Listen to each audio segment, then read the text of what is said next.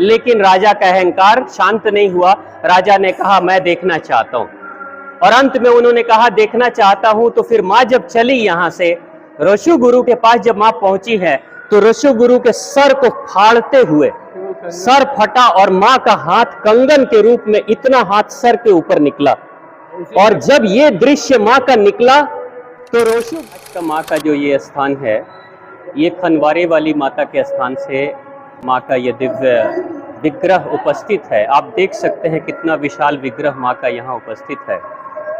ये वो दिव्य स्थान है जहाँ ऋषि गुरु नाम के एक माँ के भक्त हुआ करते थे।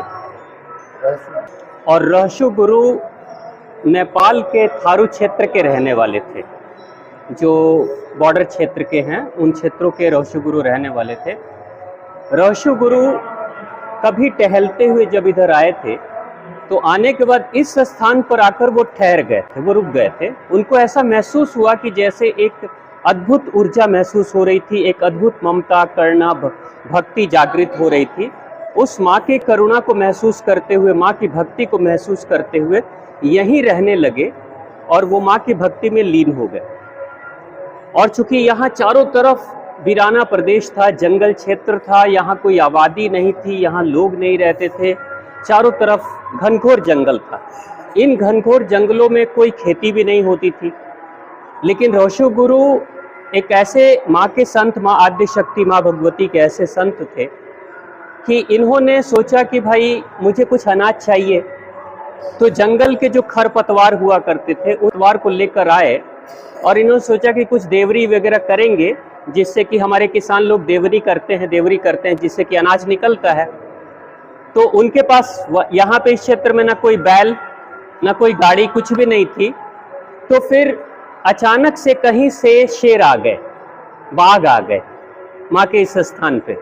और शेर और बाघ जब आए थे तो वो सब बिल्कुल ऐसे मतलब प्रेम से आए थे, कोई क्रोध नहीं, कोई गुस्सा नहीं। वो उनके साथ आ गए, उन्हीं को वो रस्सी में बांध कर एक पिरोकर बैल की तरह देवनी उन्होंने किया।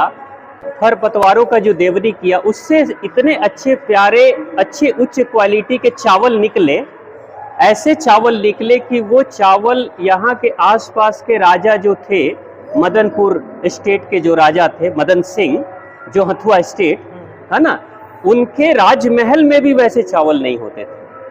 यानी ऋषि गुरु के माँ की कृपा से इस स्थान पे खरपतवार से ऐसे चावल निकलते थे। और ये भक्त ऋषि गुरु भक्ति करते करते करते करते धीरे धीरे चर्चा बढ़ने लगी, चारों तरफ लोग जानने लगे। और आहिस्ते आहिस्ते खबर पहुंच गई हथुआ स्टेट के राजा के पास, मदन सिंह जी के पास ये खबर पहुंची। और मदन सिंह जी, चूंकि उनकी यहाँ छावनी हुआ करती थी, किसी सिपाही ने खबर कर दी कि भाई यहाँ पे एक संत रहते हैं जिनके देवनी करने से ऐसा चावल निकलता है जो चावल आज के राजमहल में भी नहीं मिलेगा, उपलब्ध नहीं है।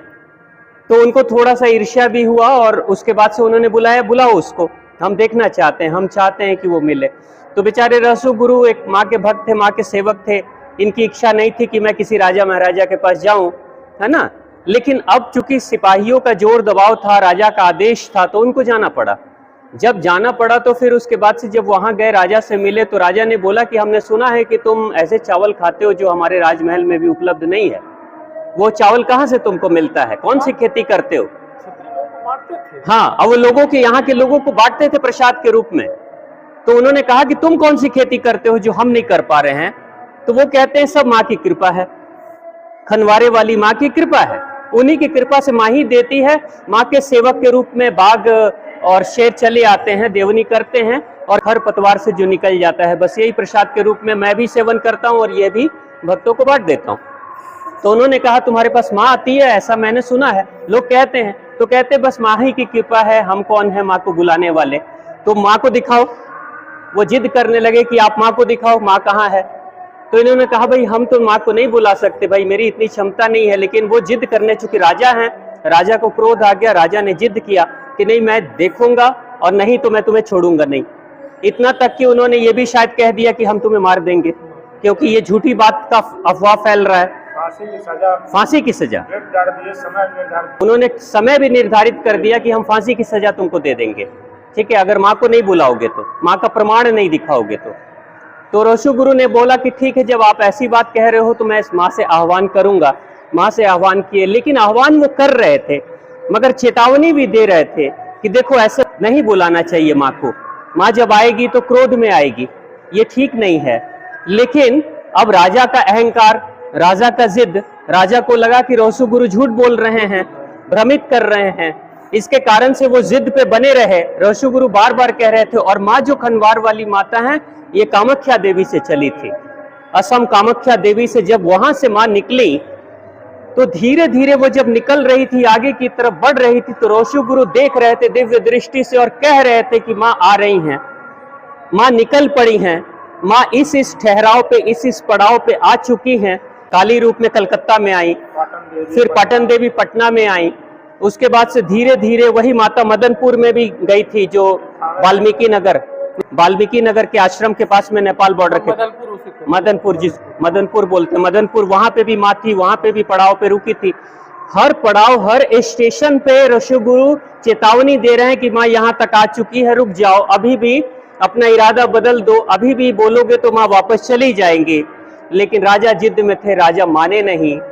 और जब यहाँ भी माँ चली आई थी तो भी उन्होंने कहा था, रोशु गुरु ने कहा अभी देवी खनवारे हैं, मूल निवास पे, मतलब अपने मूल निवास पे आ गई हैं, माँ जहाँ मुझे दर्शन देती है वहां आ गई हैं, रहने दो अभी माँ को वहीं पे, अभी भी कल्याण है, माँ को वहीं रहने दो, मूल निवास पे आई हैं।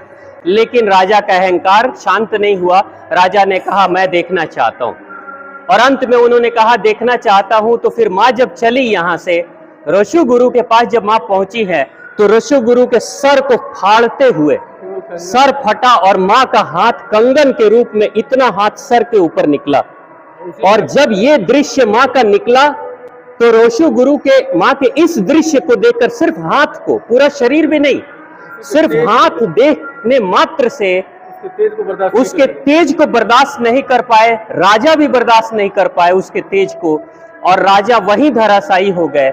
रोशु गुरु का सर फट गया, रोशु गुरु भी अवचेतन अवस्था में चले गए, वो उनकी भी समाधि स्थिति आ गई, मतलब कि वहीं पे शरीर त्याग दिया उन्होंने, और राजा का भी नाश हो गया, और बाद में पूरा सब कुछ नाश हो गया, सब कुछ खत्म हो गया। तो माँ खनवारे वाली माता ये वही माता है। माँ कहती है कि प्रेम से बुलाओगे तो मैं स्वतः चली आऊंगी, खींचे चली आऊंगी, अहंकार से बुलाओगे तो मैं अहंकार खा जाती हूँ, अहंकार का नाश कर डालती हूँ। और मैं उन सभी लोगों को जो ये वीडियो देख रहे हैं, मैं ये कहना चाहता हूँ कि आप चाहे किसी भी क्षेत्र में हो, अगर ना है इस दिव्य विग्रह का दर्शन करना है तो आप खनवारे चले आना। जो लोग थावे माता जाते हैं, थावे देवी के दर्शन करने के लिए, ये वही माता हैं जो थावे मूल स्थान माँ का यही है, जहाँ पे रोशु गुरु को सिद्धि प्राप्त हुई। यही वो स्थान है जहाँ रोशु गुरु माता रानी की सेवा करते थे। अगर आप खनवारे आएंगे तो माँ के शांत स्वरूप का दर्शन होगा, प्रेम स्वरूप दर्शन होगा, भक्ति जगेगी, आपके अंदर की आराधना जगेगी, माँ की करुणा जगेगी। और मैं खुद महसूस कर रहा हूँ कि जब मैं यहाँ आया तो सारे काम मैं भूल गया, मुझे कहाँ जाना है, कब जाना है, सब भूल गया, बस जी चाहा कि बैठ जाऊं। और मैं काफी देर तक बैठे रहा। ऐसे अंदर से प्रेरणा आई कि तुम हर जगह जाते हो, बोलते हो मेरे बारे में, कभी मेरे पास भी आओ, बोलो। तो आज माँ की ही प्रेरणा से, माँ की ही इच्छा से मैं बोल रहा हूँ। मैं सभी भक्तजनों से, माँ के सभी प्रेमी बच्चों से मैं यही कहूँगा, आप कभी आइए, इस स्थान के दर्शन करिए। और ये स्थान उत्तर प्रदेश के कुशीनगर से आप कुबेरनाथ आएंगे, कुबेरनाथ मंदिर के बाद 4 किलोमीटर दूरी पे ये खनवारे वाली माता का ये स्थान है, जो रोशु गुरु का स्थान है।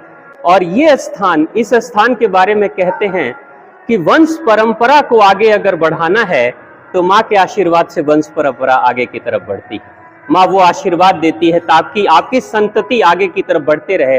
तो आप जरूर आइए, माँ के दर्शन करिए।